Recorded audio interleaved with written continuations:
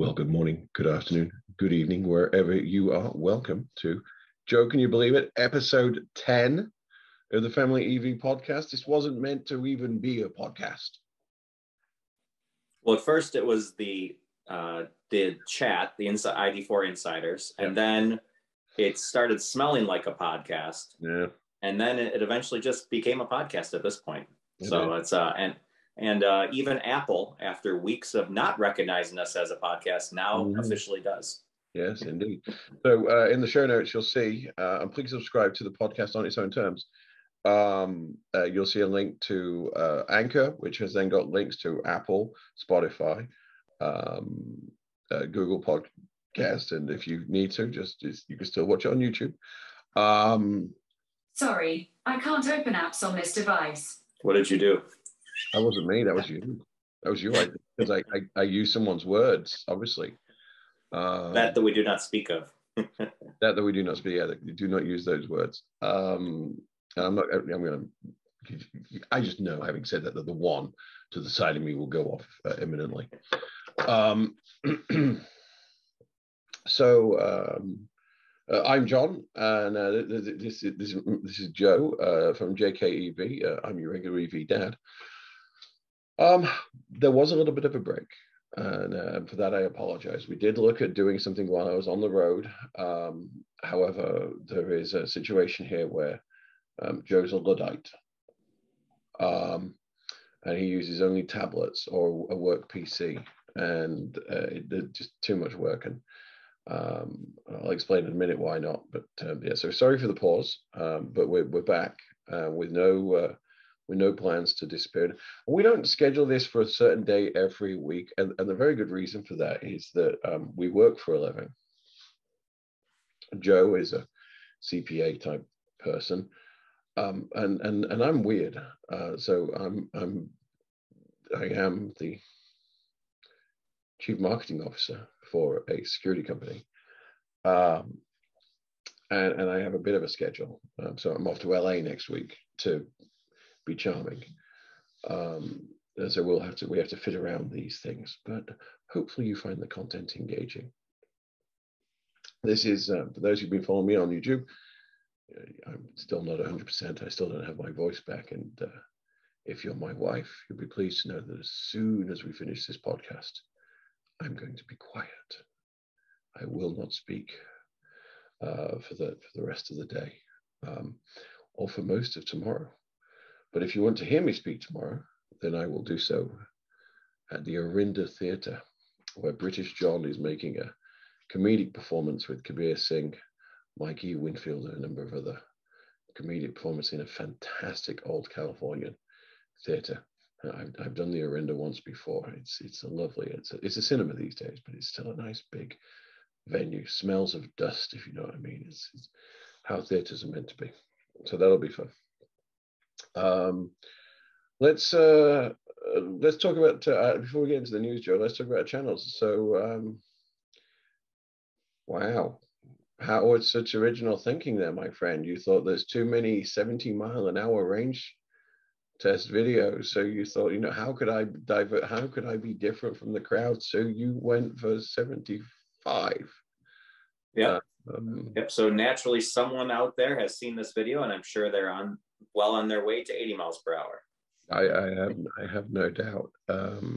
Now, don't give the ending away. So we'll put a link to the for those of you watching this on YouTube, and in the show notes we'll put a link to the video. But we both know that it's 240 miles at 70. Is it a major difference? What does the curve look like at 75?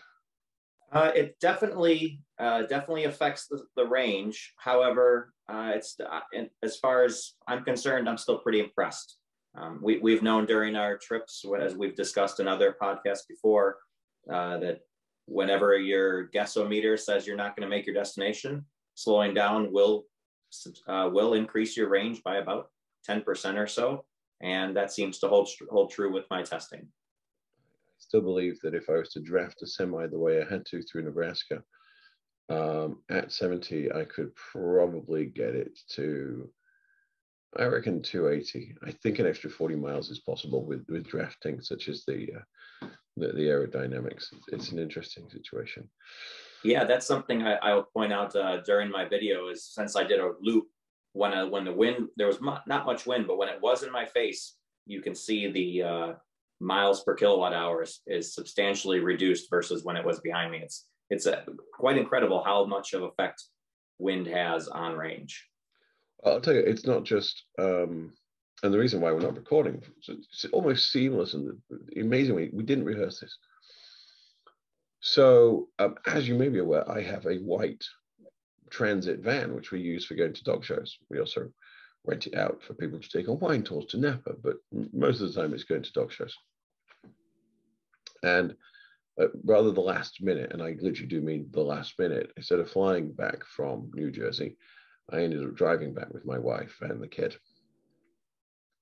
in the transit. Now, we had a little bit of fun. So day one had us dropping off people at Newark Airport at 8 o'clock in the morning and then start driving. So when I mean coast to coast, I mean literally Newark Airport. I mean, that's on the Hudson. I think that counts as coast. We drove, we took 80 the whole way. And on the first night we stopped in, well, someone can tell me, it was in Ohio. It was in the first stop in Indiana on the Ohio Turnpike. So it's after the Indian, it's after Tiffin, it's after Indian River, it's the one after that, I can't remember where it is. Anyway, we slept in the van on the first night, or literally I slept in the passenger seat, and my wife and kids slept on sleeping bags in the back of the van. But I say sleep, it was only for like 4 or 5 hours. It was just to get some rest. And then the second day, we got to Sydney, Nebraska, near the big Cabela's. And we stopped in Sydney for the night because there was massive snowstorms between Sydney and Cheyenne, and they had actually closed 80. And so we got up early to get to Cheyenne, and we couldn't get beyond Cheyenne. They'd closed 80 between Cheyenne and Laramie. But they'd also closed 25, which meant we couldn't take the southern route down to Denver and then across on 70 that we would take in an electric car. But I mention this because, range is affected by everything. So in the morning, we left Sydney for Cheyenne, which is, I don't know, ballpark 100 miles. That transit van doing 70 miles an hour will get 400 miles every single time. Boring as fully loaded 400 miles. I got 96 miles on half a tank of gas. That's how windy it was. It was like driving a friggin' brick. And I'm getting to Cheyenne and I'm paying real money like a regular person. This has got a big gas tank in it. I'm like, it hurt when you have to refill 3/4 of the tank. That's in California, that's $100. In Ogallala, it's like 20 cents and change, but they give you money for being so nice to take their petrol. Gas in Ogallala was less than $2.80. It was like, really? Nebraska. Cheaper than milk. Crazy. But yeah, range is affected. Yeah, range of all vehicles is affected. You just don't notice it so much when you can refill the tank in 8 minutes, as opposed to recharge in 30. But it was interesting how many places along the way we stopped at what would normally be Electrify America chargers in this, but they were usually next to Flying J's or Exxon's or Walmart's. It's rather amusing, but yeah, that's why we did. Pardon me. That's why there was no podcast. Is because I was on the road. It was my family trip to the Terrier National Specialty in Montgomery. So if you want to see pictures, then my Twitter is regular EV Dad, and you'll see pictures there, and on Instagram at the same. And yeah, I'm still not well. 2 weeks I've now had very little voice. So if you're married to me, it's awesome. If you're not, Just sounds like a very British Barry White right now. Should we talk about some of the stuff that's been in the news that's particularly interesting to the family audience, as it were? Sounds good. Let's go. Let's talk about the thing that's not in the news. Where's my fucking OTA? Yeah. Well, that was, I think, promised in springtime, and then it was promised in the summer. Right. And now we're well into the fall. I swear to God, if I see a Starbucks fucking red cup before I get my OTA, because that's what the seasons are now. Autumn is pumpkin spice. Red cup is then the winter season. Pardon the profanity, that's probably going to get sanctioned, but this is, I have no inside track on this, but, and you can go to any of my Green Glow chats to talk about this. I have lived a life of software hardware. They're making this update too big. Incremental is the way to go. There are some updates for this car. It's not had an update since it was released onto the road. This update has a very Windows Millennium feel to it. The multimedia system, the fact that the sound still cuts out is a safety issue. It needs to be updated. I don't care about super fast charging. I mean, I care, but it's not on the list of things like a priority, because, you know, I'm not road tripping it every single day. Hell's teeth, I've not even done 100 miles in it in the past month. I should say we shouldn't just condemn Volkswagen. I've been thumbing around the Ford forums, and it doesn't seem like Mustang owners are too happy about the promises they've been given as well. No, but these are promises that have been made, and just start pushing small updates. We don't need big multi-gigabyte updates. Small and incremental is fine. That's what we, until recently, I worked for a company called Securonics. I was the director of product marketing. We had a cloud-based platform. We pushed updates every 2 weeks. We didn't redo the architecture every 2 weeks. We pushed incremental positive changes every 2 weeks, minor tweaks, you know, big pushes every now and again, but there are a million small things that car needs to make it a better, safer vehicle. And I just find it annoying. I don't want travel assist to be able to see in the dark and avoid bloody aliens. I just want the Bluetooth to be, I want Android Auto and Bluetooth to be reliable, so that I'm not resetting the multimedia system while I'm driving with the kid in the back. It's as boring as that. So just stop doing the big shit. If I can see it happening in Europe, it should be happening here at the same time. And we can get to whether you want to monetize 175 kilowatt charging another day. That's right now. Just make the small positive additions that are required to make it a better vehicle, a better, safer vehicle. I'm annoyed because, you know, regular updates. Well, it's been 6 months since I took delivery, and other people have had it longer. So we see what's going on in Europe with the ID3 and the ID4s. So frankly, it just the whole, oh, well, we want to get the 4-wheel drive version out the door and get it. Yeah, people with 2-wheel drive don't really give a crap about the people with 4-wheel drive. I was talking to my dealer recently, and they're offering people incentives and gift cards to cancel their all-wheel drive just to take rear-wheel drives, because it just continuously has been delayed. Yeah. Well, my dealer here at Sunnyvale, Dietmar, you know, would love to have more stock. He could sell all of these cars in a heartbeat. That's my rant for the day. And maybe there might be another one, but who knows? Let's talk about some positives though. Volkswagen Group more than doubled electric car sales in Q3 2021. Now, this was published by, I saw this on a number of different forums. And let's be clear, Volkswagen Group includes VW, Audi, Porsche, Skoda, Seat, and a few other bits and pieces.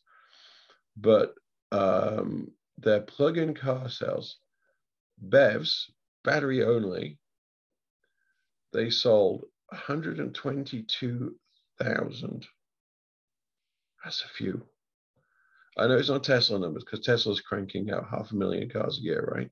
And they'll be doing more now. They'll do more than they'll do 1 million this year with Shanghai on thing, and then they'll definitely do 1 million and odd next year with Berlin on in place. Does that make them the second largest then? That's got to be above GM's numbers, I would think. I'm not sure. Does it count? Right now, you can't even park a Chevy Bolt in the San Jose airport car park. It's rather mute. There's actually a sign that says Chevy Bolts cannot be parked to left here. They will be towed.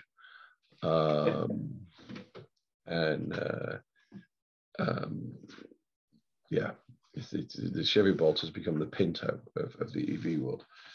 But in addition, even with the percentage that have caught fire, it is still significantly small or less than any standard gas car. I'm not going to make jokes at this point. It's not an attractive vehicle. Setting fire. Well, we know that, yeah.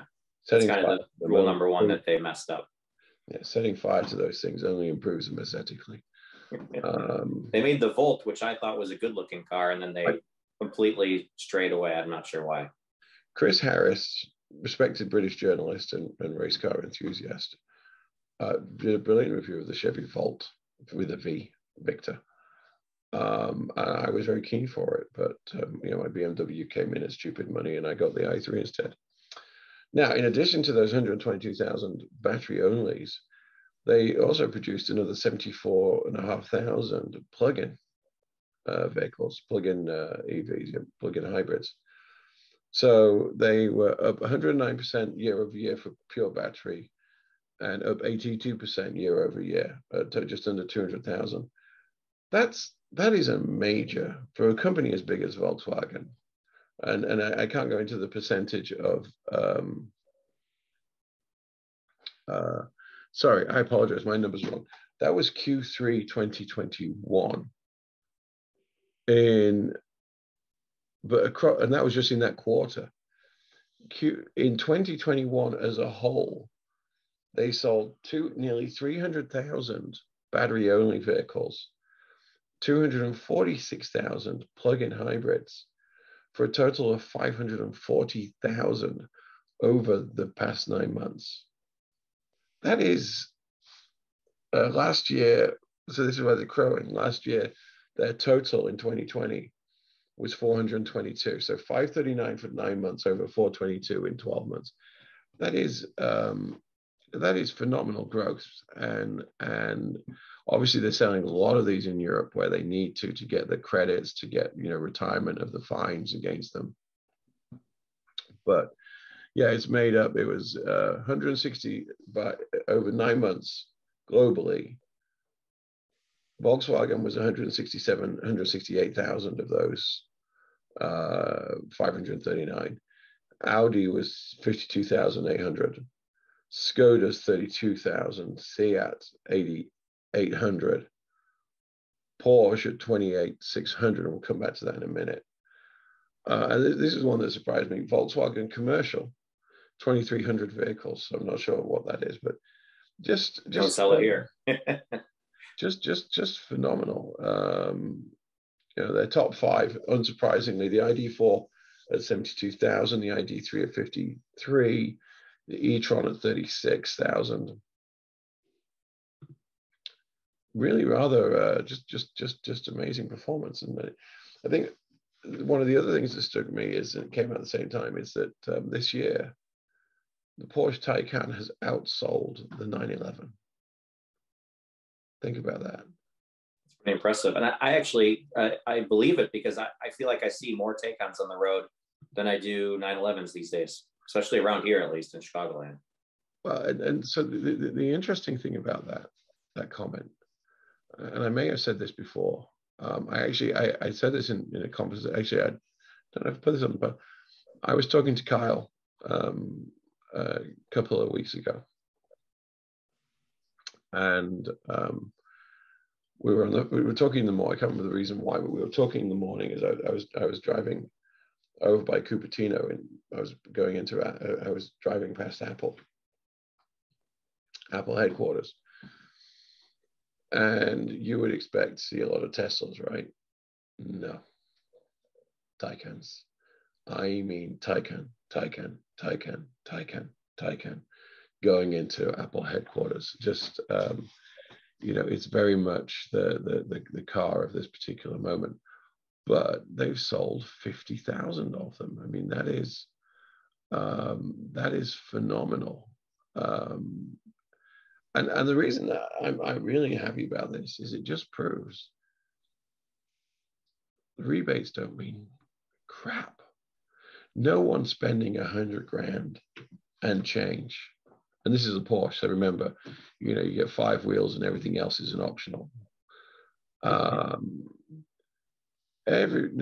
one's buying this because of a 7 grand rebate and whatever local incentives.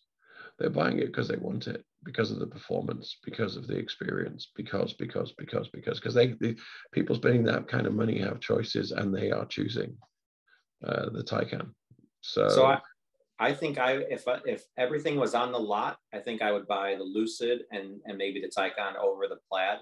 But I got to think the fact that the Plaid is also just back ordered for months is also driving Porsche sales, because would you want a car today, or do you want a car in 6 months? Well, even the Taycan has to be ordered, and delivery is whenever it is. I know Kyle's ordered a Turismo. I think he's expecting delivery next year.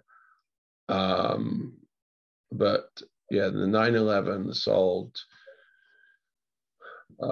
28,000 vehicles, and the Taycan did more. So, and they did about 1,000 more. The Cayenne and the Macan are still the most popular, which is not unsurprising to see so many of those.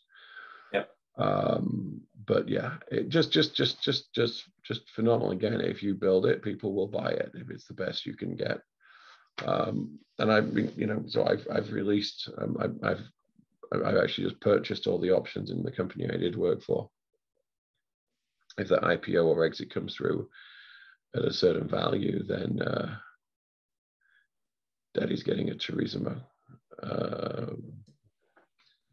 And I would, and I don't, I just want that fast. I want that practical. It's not that practical. Let's be clear. It ain't a friggin' F-150. It ain't practical.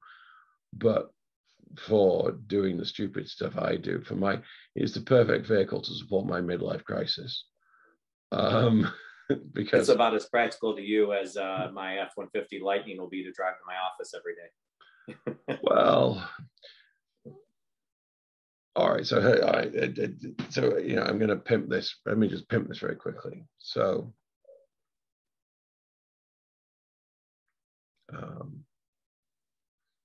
if you don't wear this one, I love my comedy. I'm a disciple. For those of you old enough, I was brought up on a diet of Bill Hicks, and it's always been my dream to perform. And I did perform in Texas quite a lot pre-COVID. And so on November the 1st, because of some interesting reasons, which I'm not going to go into, I have been given a golden ticket to do the Kill Tony show in Austin. Now, I only have 1 minute. If you want, tell you what, Joe, do you want a preview? Let's see. 1 minute of comedy. I'm running off by the way, I won't have my thing, but I've make sure you don't copyright yourself. So you'll have to, I'm going to pretend this for you. I'm keeping the mask. It's the solution to British dentistry. These aren't even my teeth. These are Tic Tacs that I super glue in before each show. And they're easy to remove if I want to be Tony's feature. In case you're wondering, I'm not actually the gay butler from Downton Abbey who's let himself go. Yes, I'm truly blessed to be here. This is the accent you could have had, but so you all decided to go with that very feminine John Wayne ordering avocado toast. I don't remember him asking the bartender for a seasonal IPA, but these were your choices, not mine. Our countries are very similar and very different at the same time. You've decided that you're going to create your leadership through some kind of Fox News reality TV program. And then I'm fine with that. I respect that. Hell's Teeth, we gave you Simon Cowell. It's partly our fault.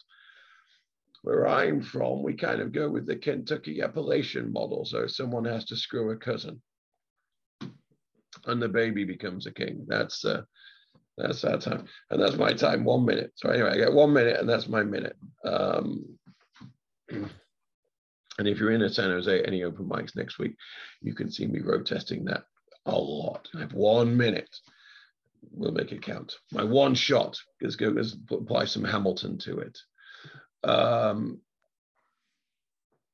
am in Texas, so I have to resist doing all my bad things, like, Joe, I don't know if you're aware of this, Joe, and I don't know your politics. I don't want to offend you in any way, but when it comes to birth control, the pill is the second most effective way of swallowing something to avoid pregnancy.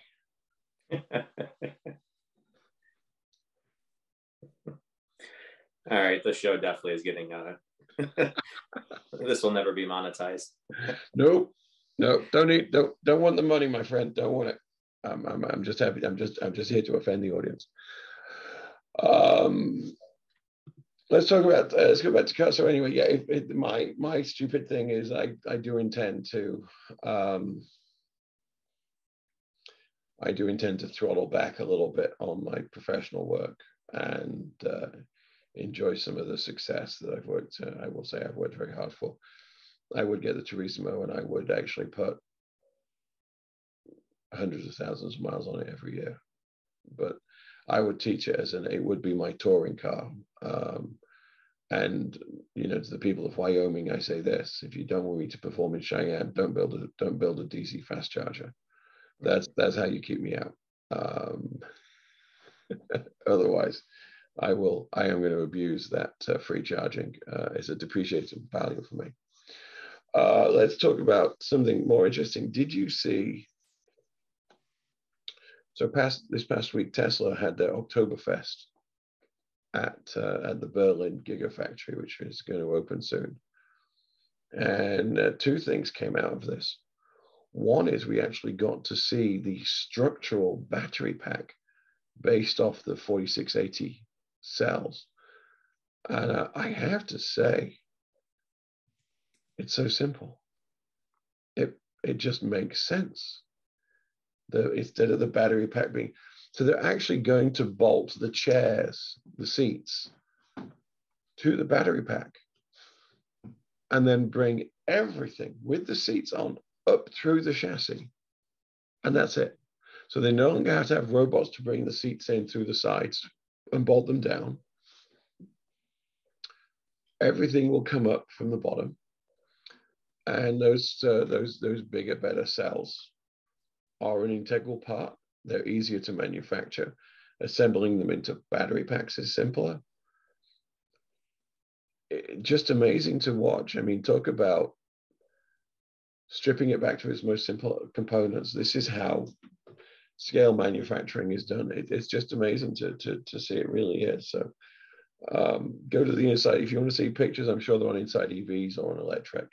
I saw them on multiple feeds, but just amazing to see the amount of thought required to make something simpler. Normally we think to complicate, but this is just going the other way. Just really hits all my geeky buttons. The other thing is, and you're not going to believe this, Joe, but I've gone through the analytics and I have no idea why, but we have a sizable number of British people that are listening to our podcast and watching our channels. I have no idea why that is. It's just a guy from California and a guy comes from Chicagoland, but for whatever strange reason, British people keep tuning in. So Tesla. So if you're British, thank you. And if you're not, why are you not subscribed?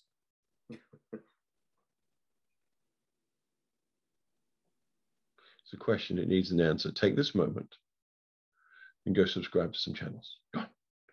We'll be here when you come back. I won't be any prettier. He still won't have. Wait. Hold on a damn minute, Joe.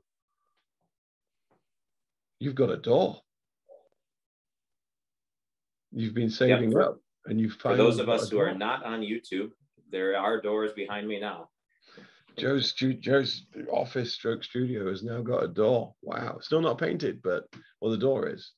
You haven't got around to doorknobs, but you've hung the door. Wow. It's just, that must be what, $33,000 worth of wood right there. That's some spending. No, so the reason I mentioned the British thing is, and I find this just one of those weird things, that it's still a thing. So the Tesla Model Y can now be ordered and configured in Britain, i.e. on the wrong side of the road. I'm not sure whether they're going to be coming from Berlin or if they're going to be coming from Shanghai, but I do know that a number of my friends in England are looking at or have already ordered Tesla Model Ys because it's the perfect family vehicle. 250 miles of range. You can get all the way from Manchester to London without any difficulty at all doing that, which is the two biggest population centers. So that's it does make me think, why does Britain still need to drive on the wrong side of the road? This was the reason for this, by the way, so Ford would invest in the country and create an engine plant in a place called Dagenham back in the day. But yeah, now it's just creating a source of, if you're having to wait, how long have we had the Model Y now? 2 years? And we've had it more than 2 years, right? I think it was a year and a half now, right? Wasn't it March of? Was it? Or no, was it March of 19 or was it 20? I think it was 19. I think it was 19. But yeah, so they can order that. So there's so much content, and it was referenced Inside EVs, and Kyle from Outer Spec on both his review channel and his other channels has put out so much content in the past couple of weeks on EVs that we are getting in this country. The Ford Mustang GT, the Lucid, the BMW i4, and the iX. We've got Lucid now turning up, the Rivian about to start deliveries. It feels like we're at a turning point when EVs can be considered normal. And let's not forget the Mazda MX-30. There's an EV for everyone.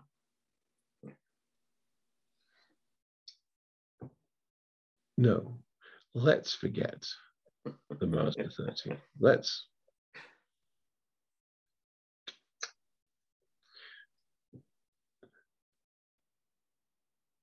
If it looks like a compliance car and it smells like a compliance car, it's a compliance car.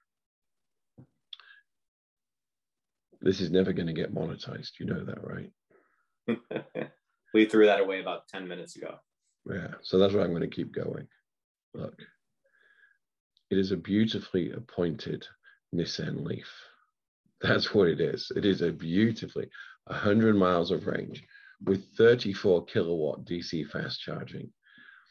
And the reason why is because in Europe, they sell it with a wanker engine. I'm sorry, I meant Wankel. No, I think I got it right the first time.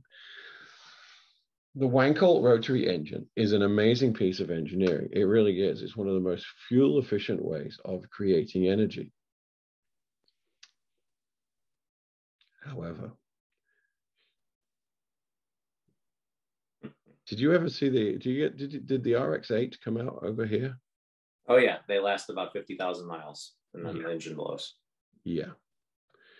Because it's really hard to get the steel and the aluminum to work effectively in that engine system. Centrifugal forces have an effect on everything, including the injection system.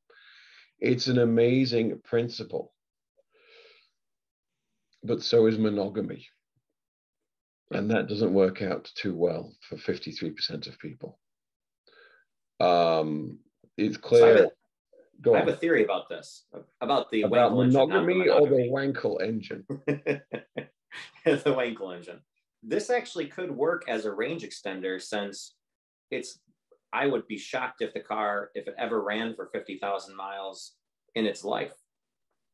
because most of the miles are going to be the 110 miles of rated range that the car has, or 130, whatever it was. I think it'd be quite rare that people are actually even using the range extender, kind of like the i3. And that is the plan, and that is how they're selling it in Europe. That's my understanding. It's a beautifully designed compliance car, but just what a waste of effort. And Kyle tried to ask questions about this. One of the things he said, are you proud of this car, of the design of this vehicle? And not one person from Mazda said yes. They went, it's just 30 odd grand, Joe, for something with 100 that is an SUV, small SUV size. It's smaller than an ID4, but just the worst thing is it's a perfectly good car. It's a perfectly good valid use case, except that Americans won't buy a car which is range limited to 100 miles. You can't get to San Francisco and back. It's being sold in California. That means you can't get it to San Diego from LA. You can't drive it between two major metropolitan areas and back. And yeah, the sales numbers of the Bolt versus the Leaf and Mini pretty much tell that story already. And the i3, for example, too. The i3 struggled due to its range always. I don't know. I just consider it a missed opportunity. Especially how many partnerships they have with Subaru and Toyota. I mean, half their cars are all made by each other.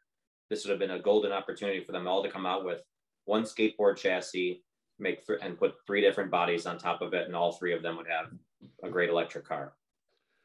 Well, I mean, that's and which is what we're seeing. Volkswagen and Ford have partnered up. Ford are going to put a shell on top of an MEB platform system. We know that that's what Toyota and Subaru are doing, but it at some point in the future. But I just it is what it is, and I'm sure that dealers will have to sell them, and they will discount the hell out of them and put every incentive behind them, and I'll see a lot of them here in Los Gatos, and they'll never leave. It's just, I don't know, it's just an unfortunate waste of resources. So much more could have been done. Yep. I mean, I think New Jersey will be filled with them too, because $30,000 car, $7,500 tax credit, $5,000 more off by the state. You're getting a brand new EV for $17,000. Whether it's compromised or not, it's a pretty hard bargain. And having driven around in New Jersey in the rain for the past week and a half, I would like to say, keep them. Maybe you could. At that price, it's cheaper than blacktop, so you could compress them, squeeze them, and then shove them into the cracks that you call potholes. This thing has 16-inch tires and a long wheelbase. Trust me, every time you drive on this thing in New Jersey, it feels like you're going to need to see the chiropractor. All my jokes about the California Department of Transport, I take them back. I take them back. Yeah. Joe, I got one more thing to say before we close this out. Is there anything you want to bring up? Any content that you've got coming out? No, I mean, I just did the range test. I did a couple little road trips. I'm working on editing my big road trip, but kind of at a little bit of a lull. Time to start creating more content soon again. Not sure what it's going to be, but we'll figure it out. So let me put forward a future thing and a near future thing. So Joe and I are giving serious consideration to attending the Fully Charged event in Austin in the spring. I won't be road tripping out there. I'm gonna use kerosene to get there, aka an airplane. I'm just gonna be too busy that time of year to be road tripping to Texas and back. But we're both planning on being there, and so we are looking at doing a meetup. I've also reached out to the organizers to ask if there is a call for paper, so that I can talk about family sustainability as a whole, using the setup that we have here at the house as an example, and actually go into the costs of sustainable motoring, through the use of solar and off-grid usage and all those elements.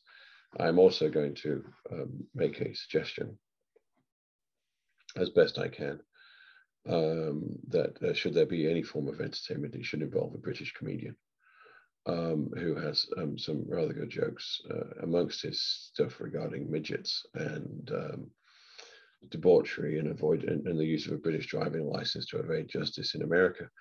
It does have a couple of good jokes about EVs, believe it or not. It's a small audience, but I cater to it. But we'll also do a meet if we're both there, is the plan. Then we will also arrange a meetup while we're there. So just giving you that as a heads up. And then coming back to comedy and EVs, which was always part of my plan. So I will be performing. This is my midlife crisis moment, my friend. I will be performing at Ha Ha's in Hollywood on November the 13th. I'll be doing 3 shows, the 7, 9, and 11 o'clock show. I will then be performing at the American Comedy Company in San Diego on Sunday the 14th. Now, all that is normal, and I will be driving down from the Bay Area to Los Angeles on the morning of the on the Friday morning, because I have some stuff to do down there, and I have the weekend off for being a dad. On the Monday morning, I will be leaving San Diego very early and driving. God help me, Joe. Driving to Green River, Utah, the scene of the crime. And I will be picking up 2 dogs, two small Scottish Terriers who have been with some friends of ours in Vail. Why else would you go to Green River? Not for the coffee.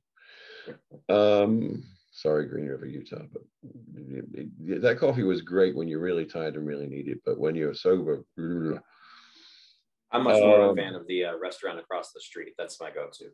No, well, that may happen, and then I will be driving back to the Bay Area. So, if you have an interest in joining me for that road trip, then I will spot you Southwest flights from the local area of San Diego. The timing is fixed, and no, I don't care if you can do it on a different day. I have to leave Monday morning with a full battery, and I have got to be back in the Bay Area on Tuesday night because I'm working on Wednesday. But if you want to do that, and then let me know. I have points coming out the wazoo because of what I do for a living. So we will be. So if you want to join me for that trip, feel free. There will only be myself in the car. You must be fully vaccinated because Miss London is not. She is 5 years old and not able to get the vaccination. So you must be fully vaccinated. I will require proof of vaccination. I don't care if you've got a negative test 72 hours beforehand. I don't care. I worked in intelligence for too long. These are my rules. But you are more than welcome to join me as a co-pilot and do some of the driving and be on the regular EV Dad channel. So that's leaving San Diego on the morning of the 15th. And you might be in St. George or somewhere on the way. I'll pick you up. That's fine. And then I will spot you rapid reward points, whatever, to get from San Jose, San Francisco, the Bay Area, back to where you need to be. Just wanting to meet the people, Joe. Just wanting to meet the people. Plus, it's a long way. I'll circle back real quick. I looked up those dates for that fully charged event. That's April 23rd and 24th of next year. So we will be out there for that. Anything else, Joe? I think we're caught up on the news. I see the missus is home, so looks like I have to go. Hey, if you haven't, thank you so much for watching. This has been, I've been John. That has been Joe. He's from JKAV. I'm your regular EV Dad. You can get this podcast wherever you look for podcasts. Just look for Family EV. And until next time, Be safe. Take care. Perfect timing. Hi, Mrs. Joe.